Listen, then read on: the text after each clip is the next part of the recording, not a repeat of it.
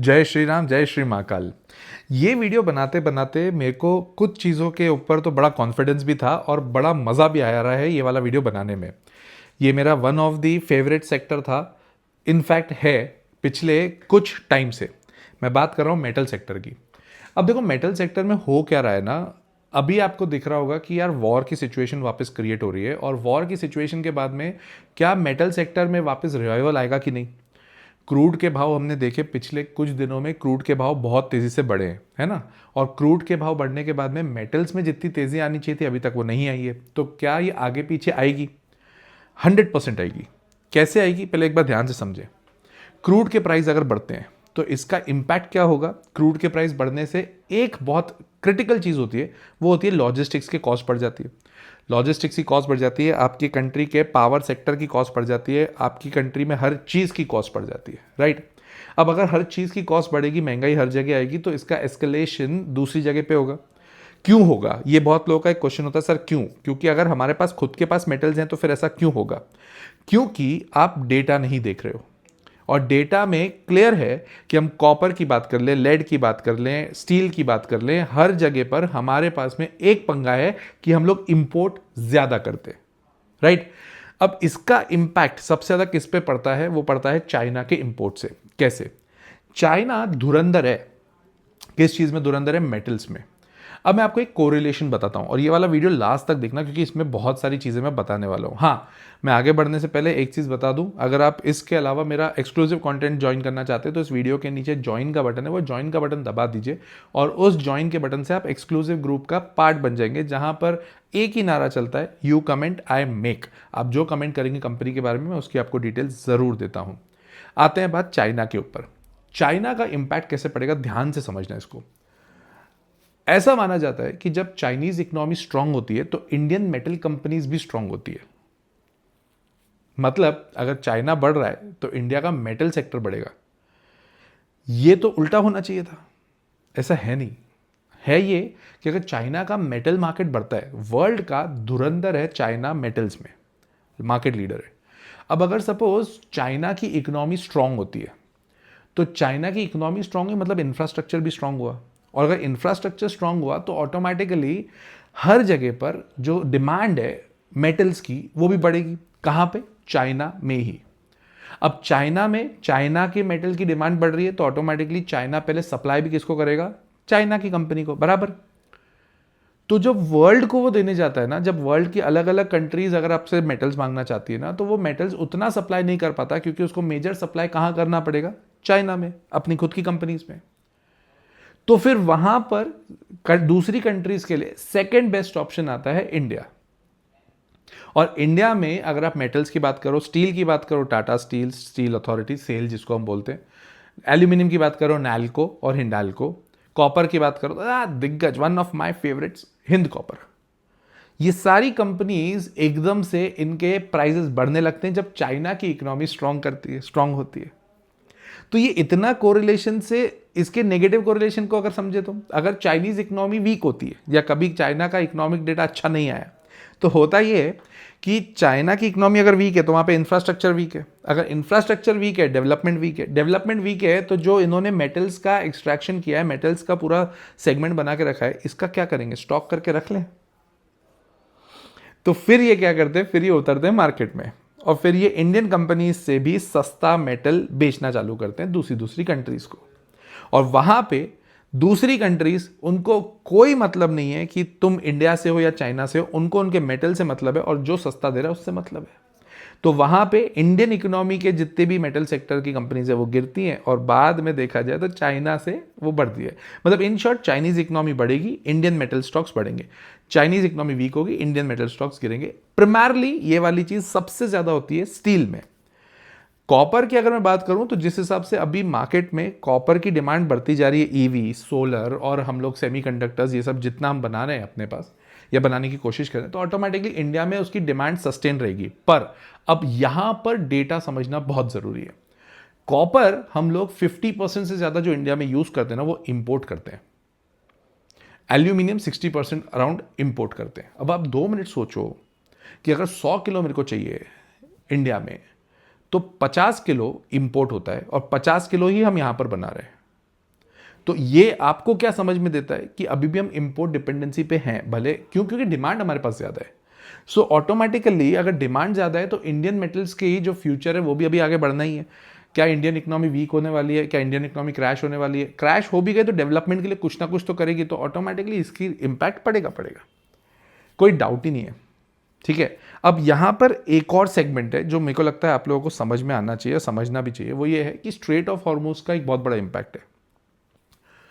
अगर आप चाइना से इंपोर्ट कर रहे हो तो बीच में स्ट्रेट ऑफ हॉर्मोज आएगा नहीं, बट अगर कुछ आप चीज़ मिडिल ईस्ट से इंपोर्ट कर रहे हो, जैसे क्रूड अपन करते हैं तो क्रूड की तो हालत टाइट है, बट जो कंपनीज अफ्रीका से भी इंपोर्ट कर रही है वाया यूएई अगर आता है, या वाया स्ट्रेट ऑफ हॉर्मोज के अगर मतलब यूएई और वाली कंट्रीज से होते आएगा, वहां पर प्रॉब्लम आएगी। तो आपको हर कंपनी का एक बार ये भी देखना पड़ेगा कि ये जो इंपोर्ट कर रहे हैं या ये लोग जो खरीद रहे हैं वो कहाँ से खरीद रहे हैं। अब इतना डिटेल में जाओगे तो कहाँ मिलेगा? अब एक तो या तो जीपीटी से पूछ लो, मैं क्लियरली बोलता हूँ, या तो जीपीटी से पूछो, या फिर अगर खुद मेहनत करना चाहते हो तो बहुत सारे जो अलग अलग वेबसाइट्स हैं उनके आर्टिकल्स में आपको मिलेगा, या फिर उन कंपनी के कॉन कॉल्स और कंपनी की डिटेल बैलेंस शीट में मिलता है, वहाँ पर आप पढ़ सकते हो उसको। तो उससे आपको डिटेल एनालिसिस करना, हाँ, और अगर इतना डिटेल में आपको सीखना है तो आपको पता है मेरा कोर्स है द लॉजिकल इन्वेस्टर, अगर वो करना चाहते हो 30 जुलाई से नई बैच चालू हो रही है, और उसमें अगर आप करते हो फंडामेंटल टेक्निकल ये सब सिखाया जाता है उसमें, और बढ़िया कोर्स रहता है, लाइव क्लास होती है, लाइव पढ़ाता हूँ मैं, फिर आप लोगों से बातचीत भी करता हूँ, बैच साइज भी छोटा रखता हूँ। खैर, स्क्रीन पर नंबर है, आपको कॉन्टैक्ट करना है, आप कर लीजिएगा। यहाँ पर एक बहुत इंपॉर्टेंट चीज़ मेरे को जो लग रही है वो आपको ये समझ में आनी चाहिए कि इंडिया में मेटल्स के साथ में मेटल रिसाइकलिंग का बहुत स्ट्रॉन्ग बिजनेस है। अब मेटल रिसाइकलिंग का मतलब क्या हुआ? अब वो कबाड़ी वाले नहीं होते थे, अब वो कबाड़ी वाले क्या होते थे? इनफॉर्मल सेक्टर था, अब ये फॉर्मल सेक्टर में आने लगे। अब फॉर्मल सेक्टर में जब ये आने लगे ना, तो भाई तुम मान के चलो इसको ऑर्गेनाइज कर रहे हैं मार्केट को वो। अब जितना भी वेस्ट होगा, ये वेस्ट को पूरी तरह से एक्सट्रैक्ट करके उसको मेटल्स को सेपरेट करके और वो मेटल्स को रीयूज करेंगे। पहले हम इसको कबाड़ी और इसके रिसाइकलिंग का अलग अलग सेगमेंट बताते थे, बट फिर भी अभी भी देखा जाए तो ये बढ़िया है, मतलब ये वाला बिजनेस भी अच्छा चल रहा है। इनफैक्ट कुछ कंपनीज इसमें इंडिया में लिस्ट भी हुई हैं। उसमें एक का नाम था CMR ग्रीन, और एक थी ग्रेविटा तो ऑलरेडी है, और जैन रिसोर्सेस रिसाइकल। अब ये कंपनीज छोटी कंपनीज हैं, मतलब 15,000 करोड़ से कम की कंपनीज हैं, तो ऑटोमेटिकली इसमें रिस्क ज़्यादा है। इसके अलावा अगर आप मेटल्स में जा रहे हो, अगर मेटल वाली कंपनीज आपको दिखती है उनकी बैलेंस शीट में कि ये लोग रिसाइकलिंग के ऊपर ज़्यादा काम कर रहे हैं, तो ऑटोमेटिकली हमारे लिए वो वाली कंपनी ज़्यादा इफेक्टिव रहती है। अब सेगमेंट वाइज अपन बात करें, स्टील में Tata steel, steel authority SAIL जिसको बोलते हैं। एल्यूमिनियम में नैल्को, हिंडाल्को बेस्ट। इसके अलावा JSW स्टील और जिंदाल स्टील भी है, और NMDC स्टील, तो मतलब NMDC भी है। 5 कंपनी स्टील्स में हो गई है ना। कॉपर में मेरे को जो पर्सनली समझ में आती है, जो मेरे को थोड़ी ठीक लगती है, वो है हिंद कॉपर। वेदांता भी अब आ रहा है, क्योंकि वेदांता ने जब से ये बाइफरकेट किए ना, कंपनी स्प्लिट किया है ना, तो स्प्लिट करने के बाद में वेदांता का जो फोकस होगा ना, ये फोकस थोड़ा बेहतर होते हुए दिखेगा, क्योंकि हर सेगमेंट में हर कंपनी इन्होंने अलग अलग कर दी। तो फ्यूचरिस्टिक भी अगर आप देखोगे तो ये वाली कंपनीज पे आपको डिटेल में जाना चाहिए। मेरे को एक बात और अच्छी लगती है ये रिसाइकल वालों की, कि रिसाइकलिंग में एक बहुत प्रोमिनेंट चीज़ है, पता है वो क्या है? कि गवर्नमेंट की कुछ कुछ पॉलिसीज ऐसी आ रही है जहां पर गवर्नमेंट क्लियरली बोल रही है कि अगर आप कुछ भी मैन्युफैक्चर कर रहे हो उसमें 10 से 15% जो आप मेटल यूज कर रहे हो वो मेटल आपका रिसाइकल वाला होना चाहिए। तो रिसाइकल वाला, जैसे वाटर ट्रीटमेंट वाला जो मैंने वीडियो बनाया था, उसमें भी यही पंगा था कि बड़ी कंपनीज अभी उसमें इन्वॉल्व नहीं हो रही है। सिमिलरली रिसाइकलिंग में आपको बहुत बड़ी कंपनीज अभी नहीं दिखेंगी। ग्रेविटा ठीक है, बट फिर भी बहुत बड़ी कंपनी नहीं है। और ये जब तक बड़ी कंपनीज इसमें नहीं आएंगी तो ये सेगमेंट उतना तेजी नहीं होगा, और अगर बड़ी कंपनी आ गई तो छोटी कंपनी को निगल नहीं जाए, क्योंकि ऐसा अभी तक आज तक मार्केट में ऐसे ही हुआ है ना। अब ये सिचुएशन में अगर मैं देखूं तो रिसाइकलिंग वाला जो मेटल रिसाइकलिंग वाला बिजनेस है वो थोड़ा सा कंपेरेटिवली, क्योंकि बड़ा प्लेयर रिसाइकलिंग में नहीं है, बड़े प्लेयर्स माइनिंग में, और माइनिंग के बाद में रिसाइकलिंग करवाना उनके लिए बहुत बड़ा टास्क होगा क्या? Answer is no.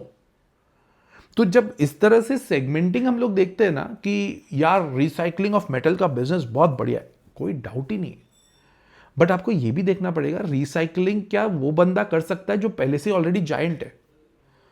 मेरे को बहुत लोगों ने इस चीज के ऊपर क्वेश्चन पूछा था कि सर हम कैसे करेंगे इसको, रिसाइकलिंग में हमको डालना है, डालो, but you should know the risk. आपको रिस्क पता होनी चाहिए कि इसमें रिस्क ये वाली है।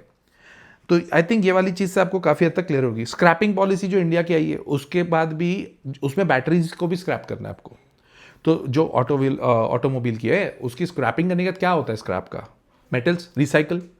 तो रिसाइकलिंग का बिजनेस है इंडिया में, कोई डाउट नहीं है। आपको ये अपना जज करना है कि रिसाइकलिंग में डालना है या मेन मेटल्स में डालना है, ये ध्यान रखना। रिसाइकलिंग में कंपेरेटिवली देखा जाए, अगर गवर्नमेंट ने बहुत ही बोल दिया कि अब तो रिसाइकलिंग वाला ही करना पड़ेगा, तो ये बड़े प्लेयर्स घुसेंगे तो सही, कंफर्म घुसेंगे, तो रिस्की मेरे को ज़्यादा लगता है। मेटल सेक्टर, अगर आप इंडियन इकोनॉमी को थोड़ा सा भी पॉजिटिव मानते हो तो आगे ना पीछे जाके वो मेटल सेक्टर तगड़ा होगा ही होगा। कंपनीज के नाम भी मैंने आपको क्लियरली बताया। आपको डिसाइड ये करना है कि कौन से प्राइस में एंट्री करना है, कौन से प्राइस में एग्जिट करना है, वो सीखना पड़ेगा अगर आपको करना है तो। But effectively metal sector, renewable energy, semiconductors और सोलर रिन्यूएबल एनर्जी में आ गया। ये हो सकता है जो 2002-3-4 में जो आईटी सेक्टर का था ना, वो यहाँ पे इनमें हो सकता है अगले 5-7 साल में। थोड़ा सतर्क रहना और अपने पोर्टफोलियो को बहुत समझदारी से बनाना। कमेंट करके बताना कैसा लगा ये वीडियो। डीप रिसर्च आपको दी है, कंपनी वाइज कंपनी का डेटा इसमें नहीं दिया है, मैंने डीप रिसर्च दिया अबाउट द सेक्टर। अगर आपको लगता है इनमें से आपको कोई भी कंपनी के ऊपर डिटेल वीडियो चाहिए तो कमेंट करो यार, मैं आपके कमेंट पढ़ता हूँ, मैं सब पे रिप्लाई नहीं कर सकता, कमेंट ज़रूर पढ़ता हूँ और उसके ऊपर डेफिनेटली कुछ ना कुछ काम ज़रूर करूँगा। मिलता हूँ मैं अगले वीडियो में, टिल देन जय श्री राम, जय श्री महाकाल।